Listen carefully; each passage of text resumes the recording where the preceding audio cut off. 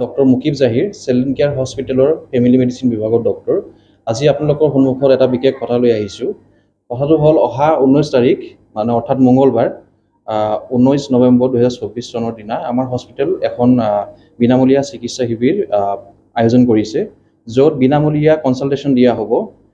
General medicine, general surgery, orthopaedics আৰু গাইনিকলজি ডিপাৰ্টমেণ্টৰ doctor উপলব্ধ থাকিব, য'ত বিনামূলীয়া কনচালটেশ্যন দিয়া হ'ব। তাৰ লগত ডিছকাউণ্টছ দিয়া হ'ব ইনভেষ্টিগেশ্যনত, যেনেকুৱা 30% discount any blood investigations means laboratory investigations, and 50% discount আপোনাৰ আল্ট্ৰাছ'ন'গ্ৰাফিত আৰু 15% ডিছকাউণ্ট ফাৰ্মাচীত দিয়া হ'ব।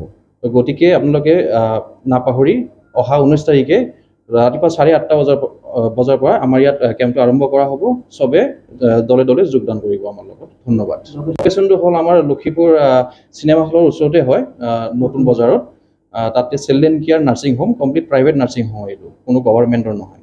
আমি কেম্প কৰিছোঁ ইতিমধ্যে, বহুতখিনি জেগাত কেম্প কৰিছোঁ। মেঘালয়তো কৰিছোঁ, অসমতো বিভিন্ন জেগাত আইৰকাটাতো কৰা হৈছে। এইফালে কি এইটো জেগা আপোনাৰ চিমলাবাৰী, তাৰমানে সেইবোৰতো কৰা হৈছে আৰু অহা দিনতো কৰি থাকিম। কিন্তু বৰ্তমান আমি আৰু এটা চিন্তা কৰিছোঁ, এভৰি মান্থ এটা উইকত এদিন, মানে এভৰি মান্থত এদিনকৈ আমি হস্পিটেলতে কেম্প কৰিম। তো যাতে মানুহবোৰ ইয়াত আহি আমাৰ হস্পিটেলৰ সেৱাটো কৰিব পাৰে, কিয়নো আমি বাহিৰত কেম্প কৰিলে আমি গোটেই বস্তুখিনি লৈ যাব নোৱাৰোঁ, তাত আমি উন্নত ধৰণৰ চিকিৎসা আগবঢ়াব নোৱাৰোঁ। তো সেইকাৰণে মাহেকত এবাৰকৈ আমি হস্পিটেলত কেম্প আগবঢ়াম। তাৰ লগত আৰু মাহেকত আৰু এদিনকৈ বাহিৰত বিভিন্ন এটা ঠাইত গৈ হয়তো কেম্প কৰিম আমি। সেইটো এটা আমি চিন্তাধাৰণা কৰিছোঁ আৰু চাওঁ কিমান দূৰলৈকে কৰিব পাৰোঁ। আশা কৰিছোঁ আমি আমাৰ ফালৰ পৰা যথেষ্ট সেৱা দিবলৈ চেষ্টা কৰিম।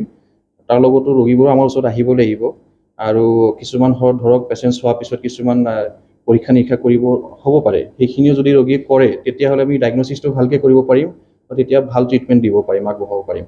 তো আশা ৰাখিছোঁ চবেই আহিব, আমাৰ ওচৰত চিকিৎসা সেৱাটো গ্ৰহণ কৰিব, এই বুলি মই ইয়াতে শেষ কৰিম।